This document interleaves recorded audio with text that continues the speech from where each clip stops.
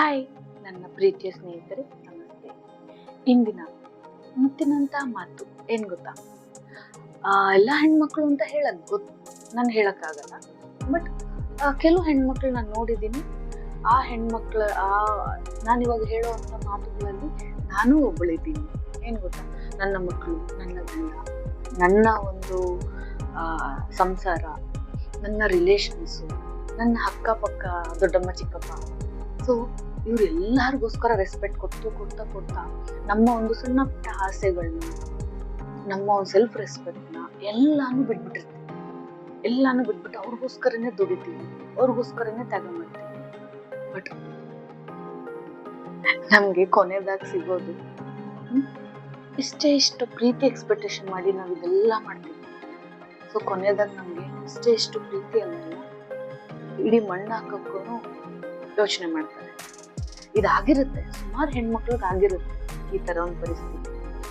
So ನಾನು ಏನೇ ಹೇಳಕ್ ಇಷ್ಟಪಡ್ತಿದ್ದೀನಿ ಅಂದ್ರೆ, ಎಲ್ಲಾರನ್ನು ಜವಾಬ್ದಾರಿಯಿಂದ, ಗೌರವದಿಂದ, ರೆಸ್ಪೆಕ್ಟ್ ಇಂದ ನೋಡ್ಕೋಬೇಕು. ಅದೇ ಸಮಯದಲ್ಲಿ ನಮ್ಮ ಒಂದು ಸೆಲ್ಫ್ ರೆಸ್ಪೆಕ್ಟ್ನು ನೋಡ್ಕೋಬೇಕು. ನಮಗಾಗಿ ನಾವು ಸ್ವಲ್ಪ ಕೇರ್ ತಗೋಬೇಕು. ನಾವು ಚೆನ್ನಾಗಿದ್ರೇನು ತಾನೆ ಇಲ್ಲ ಅಲ್ವಾ? ಬಟ್ ನಾವೆಷ್ಟೇ ಮಾಡ್ಲಿ, ಏನೇ ಮಾಡ್ಲಿ, ಸಿಗೋದೇನ್ ಗೊತ್ತಾ? ಅವಳ ಸರಿ ಇಲ್ಲ, ನೋಡಿ ಎಂತ ಬಟ್ಟೆ ಹಾಕ್ತಾಳೆ, ನೋಡಿ ಹೆಂಗ್ ಗಾಡಿ ಓಡಿಸ್ತಾಳೆ, ನೋಡಿ ಹೆಂಗ್ ಓಡಾಡ್ತಾಳೆ, ಗಂಟು ಬಿರಿತಾಳೆ. So we are standing strongly. ನಮ್ಮ ಕುಟುಂಬಕ್ಕಾಗಿ ನಾವು ಸ್ಟ್ರಾಂಗ್ ಆಗಿ ನಿಂತಿರ್ತೀವಿ, ಸ್ಟ್ರಾಂಗ್ ಆಗಿ ಎಲ್ಲಾನು ಫೇಸ್ ಮಾಡ್ತೀವಿ.